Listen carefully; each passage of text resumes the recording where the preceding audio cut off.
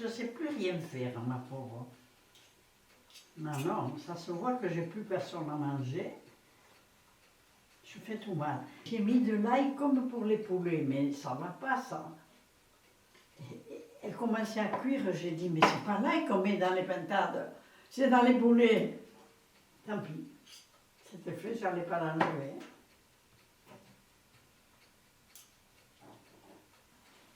Personne ne vient manger, alors je fais plus manger maintenant. C'est vrai que je suis un peu...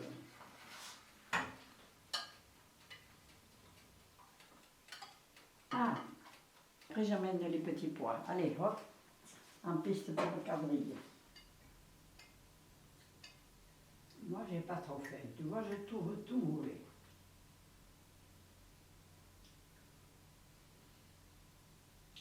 Ouais.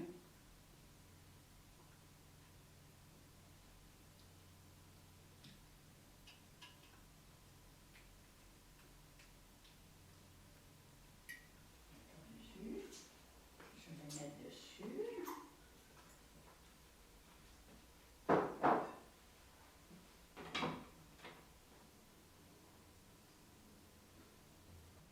Elles sont pas trop sucrées encore. Hein. Ça, elles sont de France. Hein. Moi, j'achète que de France, les gariguettes.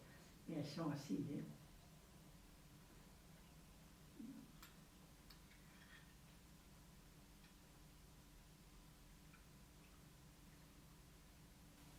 Eh oui.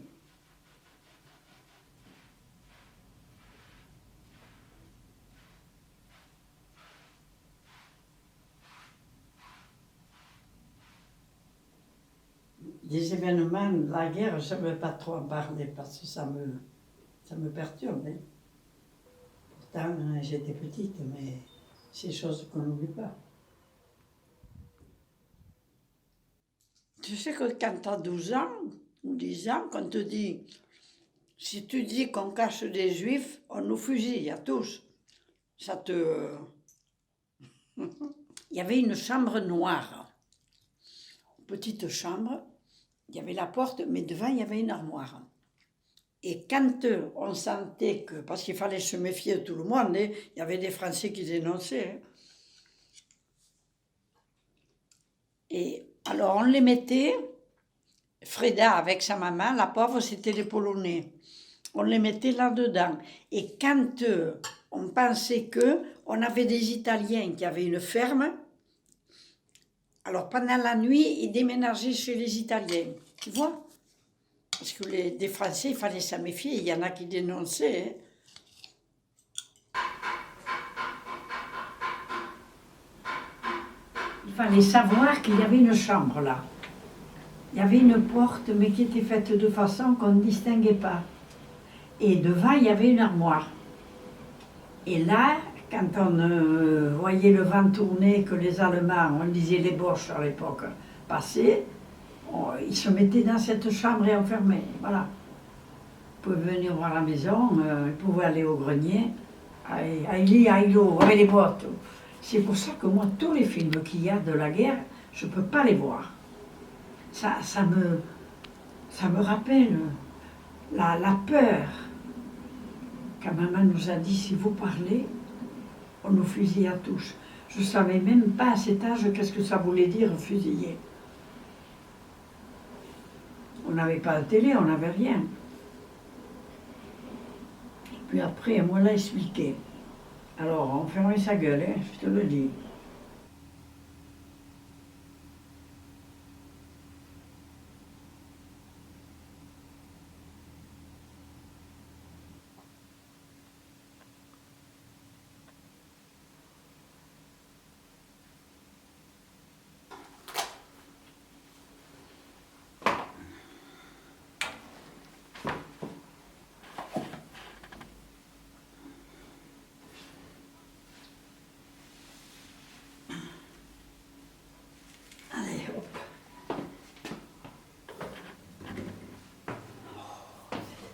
Cette jambe, elle me fait mal. Elle est un peu rouge, parce qu'on dirait une morte.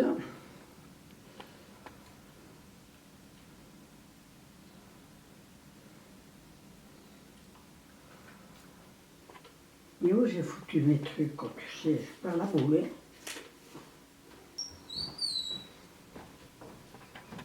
Allez, un petit coup de peigne.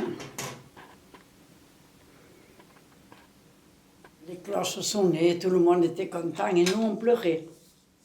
Parce qu'on ne savait pas où était mon frère. Il avait été déporté à Dachau, à Ravaruska. Maman, la pauvre. On ne savait pas.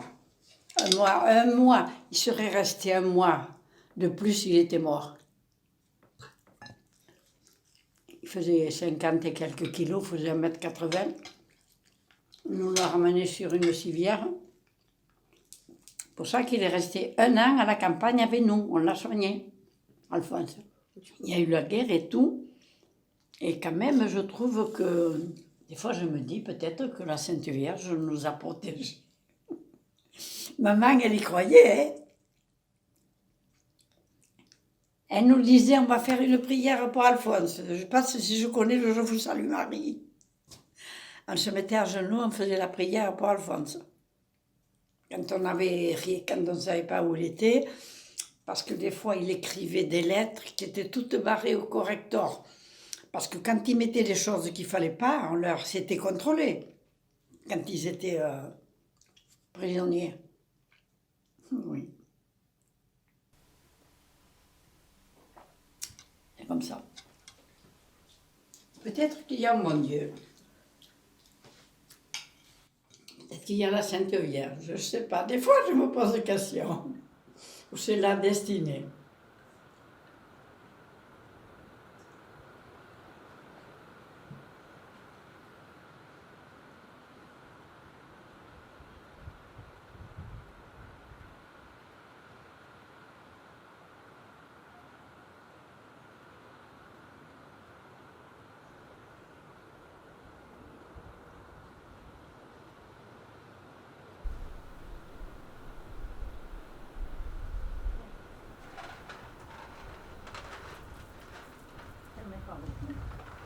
Parce que oui, ben, il ne veut pas. Après, c'est les fourmis qui les bouffent. J'attends, mais j'ai pas de viande. Allez, j'en ai pas. Aujourd'hui, j'en ai pas.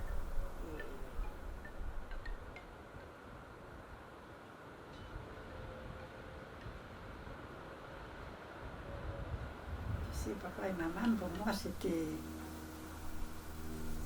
mon père quand il rentrait. J'étais coquine. Quand il rentrait du travail, dans la grande maison, il y avait des granges. Alors j'allais me cacher. Je savais à peu près, tu sais.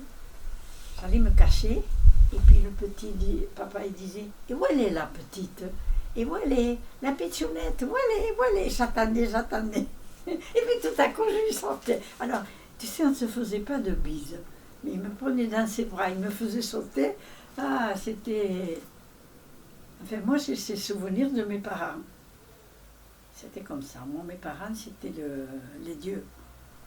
Pour entendre la voix de ma maman, j'écrivais 15 jours à l'avance. Parce qu'il fallait, je ne sais pas combien de jours. Je lui disais, maman, tu seras chez Madame Laforgue à telle heure. Parce qu'elle avait le téléphone. À l'époque, il n'y avait pas de téléphone. Hein. Et j'allais à la poste et j'appelais maman à Tarbes pour entendre sa voix. Non. Maintenant, c'est plus pareil. Il y a les téléphones, il y a tout. C'était compliqué, hein. C'était compliqué à l'époque, hein.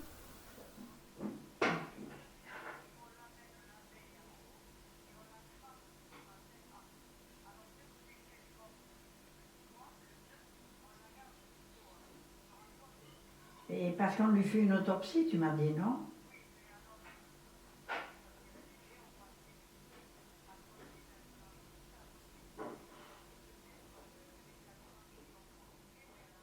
Écoute, l'autre jour, je vais te dire, il y a des choses que je remarque, c'est ma mère qui nous l'a appris ça.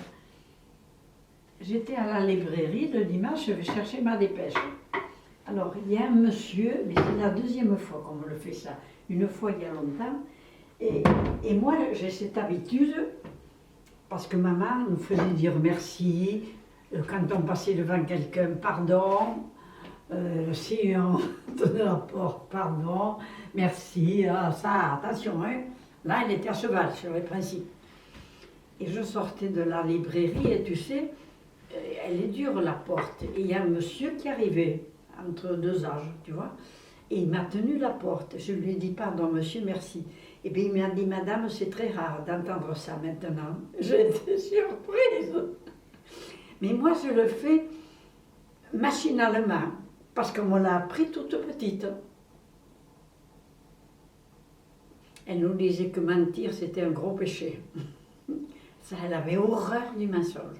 Elle nous disait, la fois où elle nous a chopé en train de décaniller avec Yvonne les melons de la voisine, en pente, elle avait un champ de melons, elle répétait tout à maman. Elles étaient copines, hein, toutes les deux, avec Hélène. Maman, elle avait une italienne, Miniquette, et Hélène Callao, sa copine. Maman, elle était à la fenêtre en haut de la côte, et le champ était en contrebas, et nous, avec Yvonne, on disait, cette conne, elle a répété, et des cailloux, on lui décanillait, elle avait un champ de melons. Elle nous a vus, elle est venue, elle nous a pris par les couettes, parce qu'on avait des couettes, elle nous a amenés chez Hélène, elle nous a fait mettre à genoux, elle nous a dit, vous lui dites ce que je vous ai trouvé en train de faire. Tu parles, nous, on avait là. Hein. On lui a dit, pardon Hélène, on ne le fera plus, on vous a décanillé des melons avec des cailloux. Et on a été pendant 2 mois lui faire le ménage. Tous les jeudis, on avait les jeudis. 2 heures, tous les jeudis, aller lui balayer la cuisine à Hélène. Voilà. Mais elle a tenu bon, hein. Mais on n'a plus envie de recommencer. Eh bien oui, mais il le fallait, on était 7. Maintenant, ça, les parents, ils ne le font plus aux gosses. C'est fini. Ils font ce qu'ils veulent. Hein. Des fois, tu vois les gosses, ils sont morpions, hein, maintenant. Tu te dis, mais quand même. Eh bien, bon. Ça, de ça, je me rappelle. Hein. Eh bien oui, c'est comme ça. Enfin, bon. Regarde là, regardez Mandy et Bernadette, petite, en Allemagne. Et là, Jean-Claude. Là, c'était mon mari, là. Là, c'est mes soeurs, les 4 grâces, là.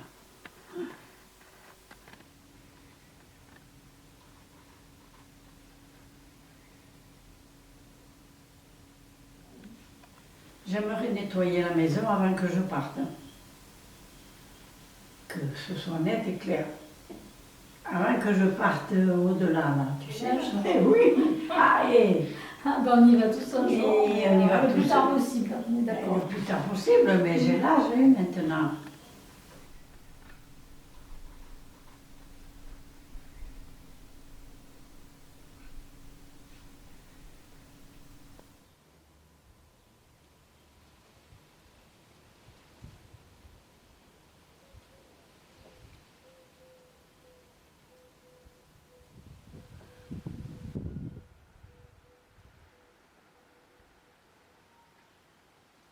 Je pourrais faire un livre de ma vie.